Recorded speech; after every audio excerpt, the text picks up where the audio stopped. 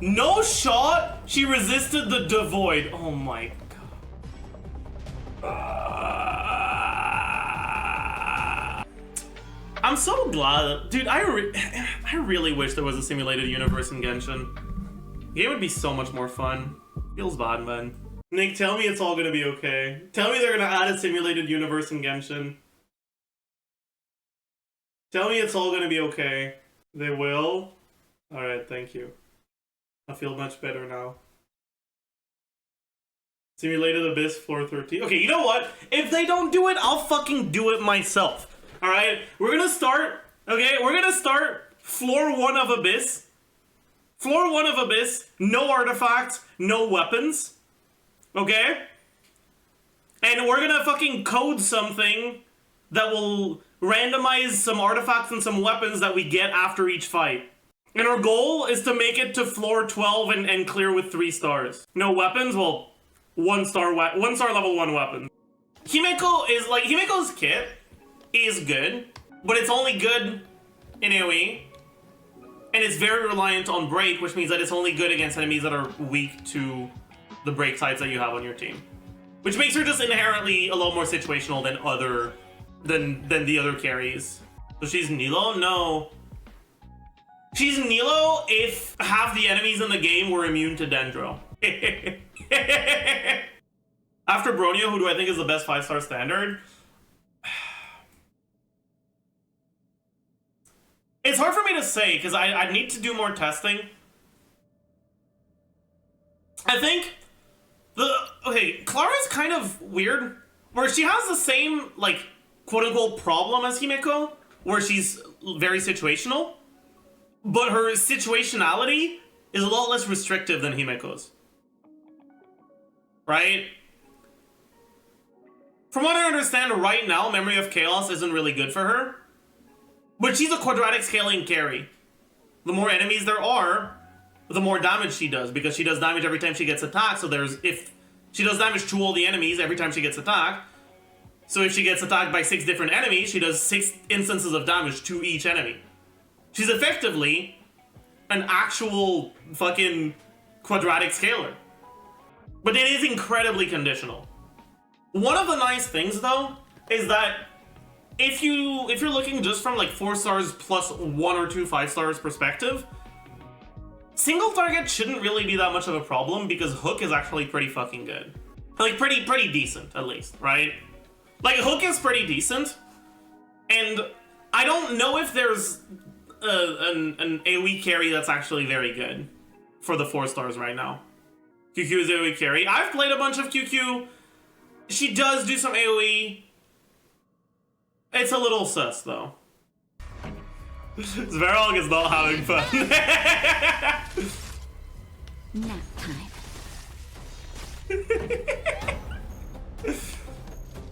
Turn it up. Protocol terminated. Ready to lose I yourself? fucked up. It's fine. He's gonna get frozen here. Or rock with it. What are you waiting for? To betray my customers? I charge extra. This ends here. Can we freeze him here? Come on. I believe. Nice. That's not enough though, right? In the name of Len, a will forged in ice never falters. Time for a shot. Maybe with Natasha's ult, it progresses this enough? Perhaps? Have my gratitude. Yes, it does! Let's fucking go! Keep up. We're just having fun. Hope you're prepared. Nice, nice, nice. Let's rock. Nap time. More business, eh? What are you waiting for? To betray my customers? I charge extra. Ready to lose yourself? You can fight it. He hasn't even summoned his hands, chat. He hasn't even summoned the hands. And he's dead.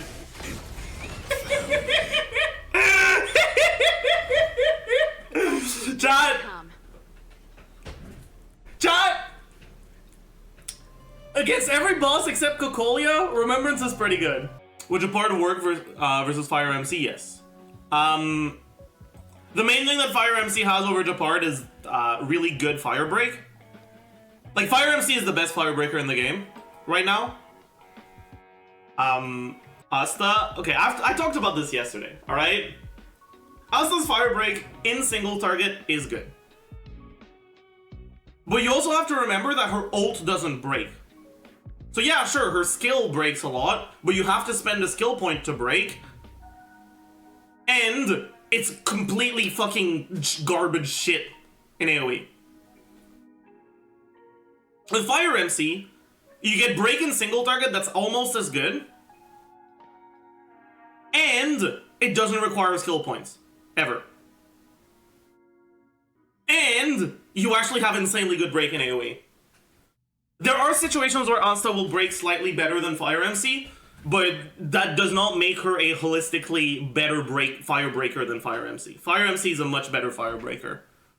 Elation, fuck. Elation, Pog, fuck. I guess I'll just take this. It's fucking 3% speed, sure. Elation, fuck. Elation. Bro! What the fuck?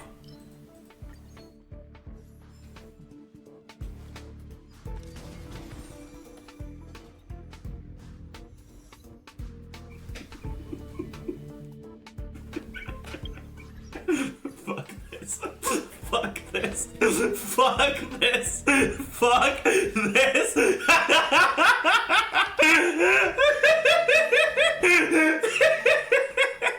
What AR should I start farming relics? So, relics like the simulated universe ones, you can start farming them from 30 if you do worlds 5 and 6.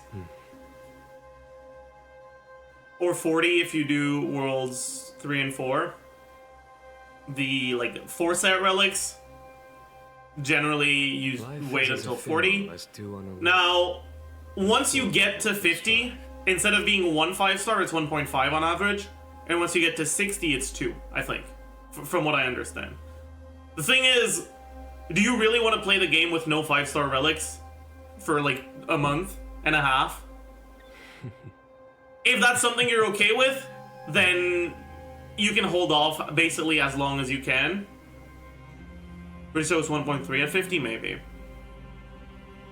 But yeah, like, if that's something you're willing to do, then you can hold off on it. I wouldn't, because, well, I want to actually fucking play the game, you know? Not just stare, you know? Why did I change my mind? Honestly, Genshin's just fucking rough right now. It's so hard to make content on Genshin when the developers very clearly just don't give a shit about the game. Right? Like, Hoyo right now is intentionally giving us really bad Genshin patches to incentivize people to try Star Rail because they're bored, right? That's why this patch is bad, and that's why the upcoming patch is fucking shit as well. Right? It's probably gonna get back to normal after that, but right now it's just like, it's so cringe. It's so...